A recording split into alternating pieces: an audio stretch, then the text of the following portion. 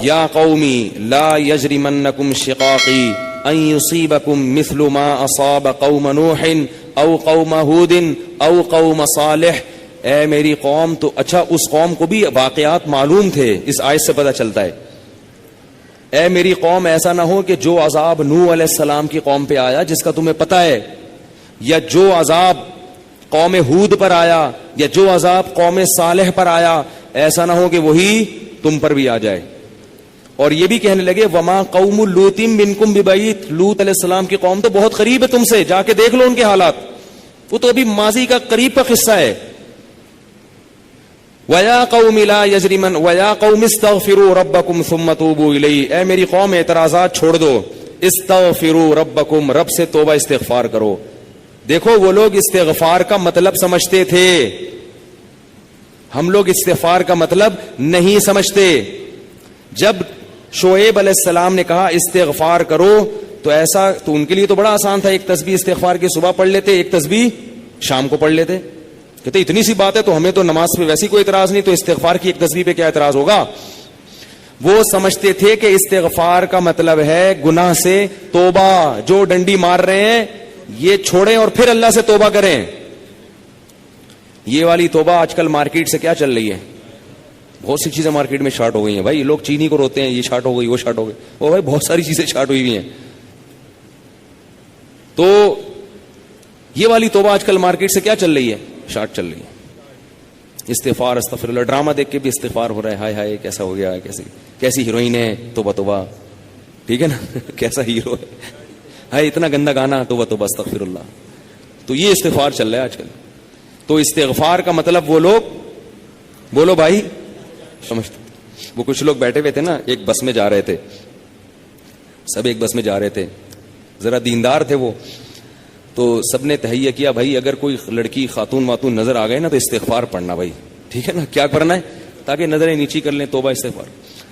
تو وہ جیسے ہی ایک نے پڑھا نا استغفار استغفر اللہ, تو سب نے کہا کہاں ہے کہاں ہے کہاں ہے, سب نے کیا کہا, وہ لاشعوری طور پر نکل گیا نا کہ چلو استغفار کریں گے لیکن دفعہ دیکھ تو لیں, بولے بتا یار کہاں ہے کہاں. تو وہ لاشعوری طور پر ہوتا ہے یہ بعض دفعہ. تو شعیب علیہ السلام نے کیا کہا, استغفروا ربکم ثم توبوا الیہ ان ربی قریب مجیب ان ربی رحیم ودود. ایک جگہ فرمایا رحیم بھی ہے اور بہت محبت کرنے والا ہے. ودود محبت کی سپرلیٹو ڈگری ہے, بہت محبت کرے گا تم سے, بہت زیادہ محبت, اتنی محبت کہ اس کے لیے تم نے گناہ چھوڑ دیا بھائی, بہت محبت کرے گا.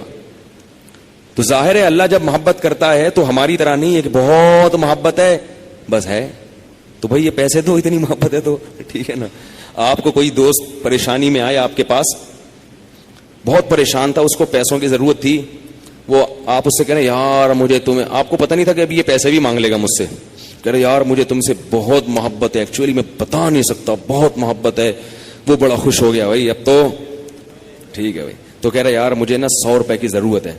اب آپ کہہ رہے یار یہ کیسے موقع پہ میں نے اظہار کر دیا محبت کا, ٹھیک ہے نا. تو ہم لوگوں کی محبت کیسی ہوتی ہے, ایسی ہوتی. اگر ہمیں پہلے سے پتا ہوتا پیسے مانگتا ہے تو ہم کیا کہتے ہیں, یار محبت کچھ نہیں ہوتا. مفتی صاحب نے بیان کیا تھا لویریہ پر, وہ جا کے سن لینا, پھر ایسا کہیں گے ہم. تو اللہ جب کہہ رہا ہے نا کہ استغفار کرو گے تو میں کیا کروں گا, ودود بے پناہ محبت کروں گا, بے پناہ محبت. اس کا مطلب ہے کہ پھر اللہ نوازے گا, بہت بہت نوازے گا, رزق کی فراوانی کر دے گا, رزق کے دروازے کھول دے گا, دل میں سکون ڈال دے گا. اگر پریشانی بھی آئے گی تو درجات کو بلند کرنے کے لیے, جیسے یعقوب علیہ السلام پر پریشانی آئی, جیسے یوسف علیہ السلام پر پریشانی آئی تاکہ مصر کا بادشاہ بنا دوں, پھر وہ پریشان کرنے کے لیے پریشان نہیں کرے گا, وہ پریشان کرے گا خوشی دینے کے لیے. آپ حیران ہو کہ خوشی دینے کے لیے بھی کوئی پریشانی ہوتی ہے, ہوتی ہے. حدیث میں آتا ہے کہ ایک بوڑھی عورت نے نبی صلی اللہ علیہ وسلم سے پوچھا کہ کیا بوڑھی عورتیں جنت میں کیا میں جنت میں جاؤں گی؟ آپ نے فرمایا نہیں. ارے بھائی, نبی کے منہ سے ایک عورت سن لے کہ میں جنت میں نہیں جاؤں گی, اس پہ کیا گزرے گی؟ اس کا مطلب جہنم کا ٹھپا لگ گیا, اسٹیمپ لگ گئی. اتنی پریشان. خود سوچو کہ جن صحابہ کو جنت پر ایسا یقین تھا جیسے اپنی آنکھوں سے دیکھی ہو. حضرت علی کی ایک روایت ہے کہ میں اگر جنت کو اور جہنم کو اپنی آنکھوں سے دیکھ لوں تو میرے ایمان میں اضافہ نہیں ہوگا. تو جن لوگوں کا ایمان ایسا ہو نبی پر ایک ایک بات پر, وہ نبی کے منہ سے سن لیں کہ میں جنت میں نہیں جاؤں گی, تو اس پہ قیامت نہیں آ گئی ہوگی. رونے لگی, پریشان ہو گئی, کچھ دیر میں نبی نے فرمایا کہ جاؤ گی جوان ہو کے. اس کنڈیشن میں اب یہاں ایک نقطہ اٹھایا ہے کہ بھئی ایسا مذاق کرنا جس سے تکلیف ہو. کسی مسلمان کو تکلیف دینا تو جائز نہیں ہے, تو نبی کیسے تکلیف دے سکتے ہیں؟ اتنی تکلیف میں ڈال دیا بیچاری کو. تو اس کا جواب یہی ہے کہ بعض دفعہ تکلیف کسی بہت بڑی خوشی کا پیش خیمہ ہوتی ہے. نہیں آئی بات؟ اگر پہلے تکلیف میں نہ ڈالا جاتا تو بعد میں جو اس کو راحت ہوئی ہے نا, وہ راحت نہ ہوتی, وہ خوشی نہ ہوتی. اس خوشی تک پہنچانے کے لیے پہلے تھوڑا سا تنگ کرنا ضروری ہے, ورنہ وہ خوشی نہ ہوتی. تو اللہ بھی اگر اپنے نیک بندوں کو پریشان کرتے ہیں تو وہ پریشانی کسی بہت بڑی کامیابی کا پیش خیمہ ہوتی ہے, پیش خیمہ ہوتی. پھر اس میں تسلیاں بھی ملتی رہتی ہیں ان کو. تتنزل علیہم الملائکہ اللہ تخافوا ولا تحزنوا, فرشتے ان کے دلوں پہ نازل ہو کے خوشخبریاں دیتے ہیں کہ غم نہ کرو, خوف نہ کرو, بس یہ پریشانیاں دور ہونے والی ہیں, جنت کی نعمتیں ہیں. بعض دفعہ تو دنیا میں بھی بہت بڑی کامیابی مل جاتی ہے.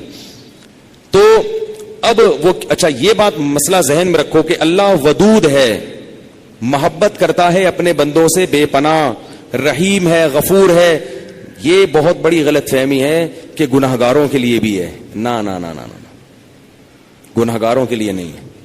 جو گناہ سے توبہ کرنے والے ہوں ان کے لیے.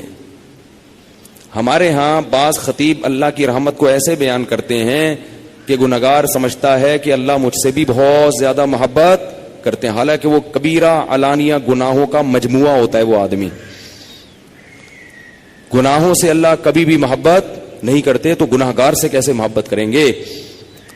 جو گناہ سے بچنے کی کوشش میں لگ جائے, بے شک نہ چھوٹے ہوں لیکن بچنا چاہتا ہے, اس سے بھی اللہ محبت کرتے ہیں. علماء لکھتے ہیں گناہ نہ بھی چھوٹے ہوں لیکن چھوڑنا چاہ رہا ہے, لائن پہ آنا چاہ رہا ہے, تو اللہ اس سے بھی محبت کرتے ہیں. اس کے لیے وسائل پیدا کرتے ہیں, اسباب کے آ جائے. جو نہیں چاہتا اس سے اللہ محبت نہیں کرتے. اللہ اس کے لیے غفور اور رحیم نہیں ہے. الا یہ کہ قانون یہ ہے, اللہ اپنی رحمت سے کسی کو بخش دے تو ایک الگ بات ہے, قانون یہ نہیں ہے. قانون یہ ہے کہ وہ کیا ہے, عزیز ذو انتقام, غالب ہے اور انتقام لینے والا ہے. ان الذين يكسبون الاثم سيجزون بما كانوا يقترفون, جو گناہ کر رہے ہیں عنقریب پتہ چلے گا, عنقریب پکڑے جاؤ گے, عنقریب ٹھکائی لگے گی. تو جس سے محبت ہوتی ہے اس سے ایسے باتیں کی جاتی ہیں. آپ کو جس سے محبت ہے آپ اس کو دھمکیاں دیتے ہیں اس طریقے سے. اللہ فرماتے ہیں کہ تمتعوا, مزے اڑاؤ مزے, ان مصیرکم الی النار, آنا جہنم کی آگ کی طرف ہے. حدیث میں آتا ہے کہ میں سب سے زیادہ غیرت مند اور اللہ مجھ سے بھی زیادہ غیرت مند ہے. اور اللہ کی غیرت کو اس وقت جوش آتا ہے جب کوئی اللہ کے حرام کردہ کاموں میں سے کوئی کام کرتا ہے. یہ کون چیخ رہا ہے بھائی؟ ان کو سنبھالیں بچوں کو باہر, کیا ہو رہا ہے یہ پیچھے لوگ بیٹھے ہوئے ہیں دیکھ نہیں رہے ان کو. تو اللہ کو غیرت کس وقت آتی ہے؟ حدیث کے الفاظ ہیں کہ جب کوئی بندہ اللہ کے حرام کاموں میں سے کسی کام کا ارتکاب کرتا ہے. اللہ کھلا رہا ہے, اللہ پلا رہا ہے, پھر آپ ناجائز کی طرف جا رہے ہو. تو حدیث میں یہ نہیں آتا کہ جب کوئی بندہ گناہ کرتا ہے تو اللہ کو اس بھی محبت کا بڑا جوش آتا ہے. نہ پھر اللہ کو غیرت آتی ہے اور اللہ کی صفت انتقام جوش میں آتی ہے. اس لیے بھائی گناہ کرتے ہوئے اللہ سے ڈرا کرو, اللہ کی رحمت کی امیدیں گناہ کرتے ہوئے نہ لگایا کرو. ایسا نہ ہو کرنے کے دوران کوئی چھت گر جائے, زمین پھٹ جائے. بنی اسرائیل نے گناہ کیا تھا نا, ہفتے کے دن اللہ نے منع کیا شکار مت کرو, انہوں نے کر لیا, تو کیا اللہ بڑا غفور رحیم, اللہ نے معاف کر دیا فوراً. رات کو سوئے ہیں تو صبح کیا ہوا ہے, بندر اور سور جیسی شکلیں بنی ہوئی تھی. اللہ ہم سب کو محفوظ رکھے. تو گناہ سے بچنا چاہو گے تو اللہ کی رحمتیں ہیں, اللہ کی محبتیں ہیں. گناہ سے بچنے کا ارادہ نہیں کرتے تو پھر جہنم ہے, پھر جنت نہیں ہے. سمجھ رہے ہو کہ نہیں سمجھ رہے بھائی؟ یہ باتیں کہتے ہوئے مجھے بھی ڈر لگتا ہے, مجھے بھی ڈر لگتا ہے.